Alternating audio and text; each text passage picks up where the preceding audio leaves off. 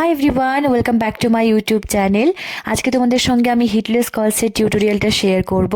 So অনেকদিন থেকে এরকম একটা কিছু ট্রাই করার ইচ্ছে ছিল। ফাইনালি মিশো থেকে এই প্রোডাক্টটা আমি অর্ডার করেছি। সো এটার সঙ্গে আমি পেয়েছি একটা ক্লিপ, দেন রয়েছে দুটো স্ক্রাঞ্চি, তারপরে পেয়েছি একটা রোলার। সো এটা কিন্তু ভীষণ সফট রোলার ছিল, আর ক্লিপটা কিন্তু পিঙ্ক আসার কথা ছিল, ব্ল্যাক দিয়েছে।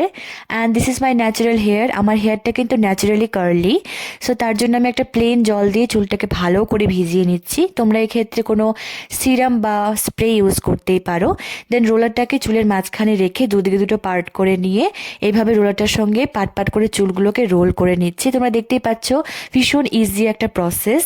আর তোমাদের যাদের ছোট চুল আছে তোমরাও কিন্তু একবার ট্রাই করে দেখতে পারো, কারণ দেখো আমার হেয়ারটাও কিন্তু খুব একটা বড় নয়। দেন ভালো করে আমি এটাকে টাইট করে বেঁধে নিচ্ছি দুদিকেই করে নিয়ে। তোমরা এটা ওভারনাইট রাখতে পারো, বা যাদের একটু সময় কম তোমরা 2-3 ঘন্টা মতো রেখে খুলে দেখতে পারো। আমি কিন্তু তারও কম সময় রেখেছিলাম, মাত্র 2 ঘন্টা রেখেছিলাম, কারণ আমার একটা শ্যুট ছিল যার জন্য আমাকে খুলে দিতে হয়েছিল। সো ইয়া, আর মাত্র 2 ঘন্টা রেখে যে এত সুন্দর একটা রেজাল্ট পাওয়া যায় এটাও কিন্তু দারুণ একটা ব্যাপার। তোমরা যারা হিট ছাড়া হিটলেস কার্লস পেতে চাও তারা এই প্রোডাক্টটা একবার ট্রাই করে দেখো।